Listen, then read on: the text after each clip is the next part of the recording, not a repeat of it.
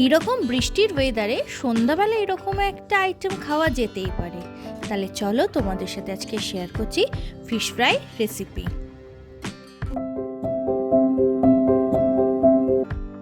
আজকে করব ভেটকি মাছের ফিশ ফ্রাই।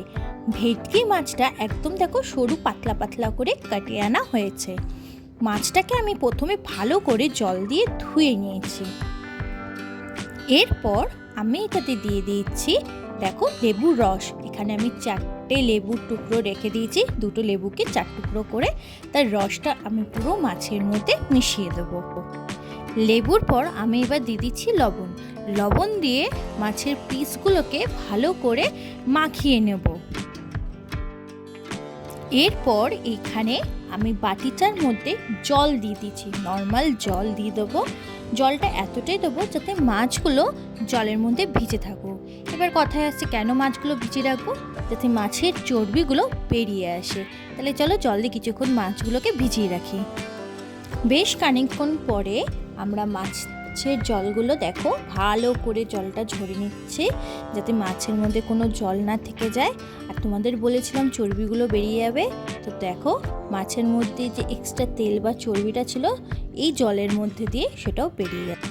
এবার মাছটাকে ম্যারিনেট করা হবে। এখানে রয়েছে রসুন বাটা, এবার এটার মধ্যে দিয়ে দিচ্ছি পরিমাণ মতন আদা বাটা, দিয়ে দেওয়া হলো পরিমাণ মতন নুন।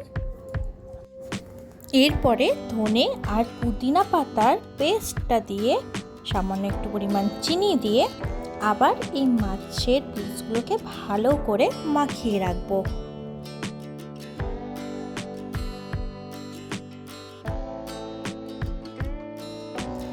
এরপরে এখানে দিয়ে দেওয়া হচ্ছে একটা ডিম।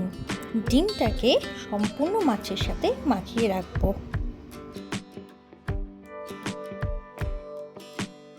শেষমেশ গোলমরিচ গুঁড়ো দিয়ে আবার মাছের পিসগুলোকে ভালো করে মাখিয়ে এবার কিছুক্ষণের জন্য রেখে দেবো রেস্টে।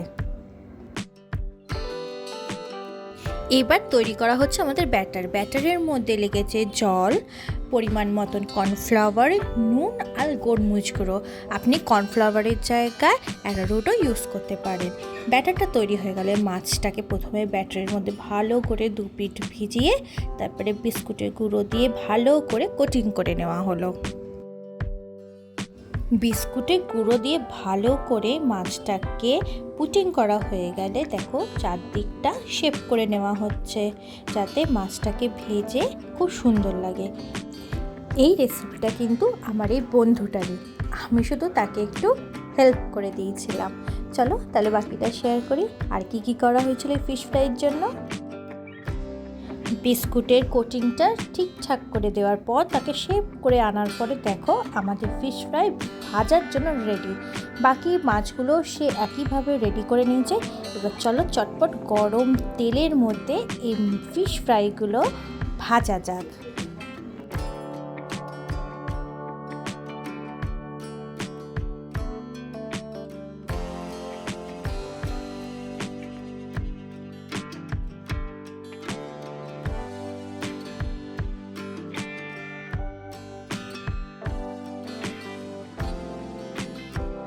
দেখতেই পাচ্ছ আমাদের ফিশ ফ্রাই ভাজাও পুরো কমপ্লিট হয়ে গেছে।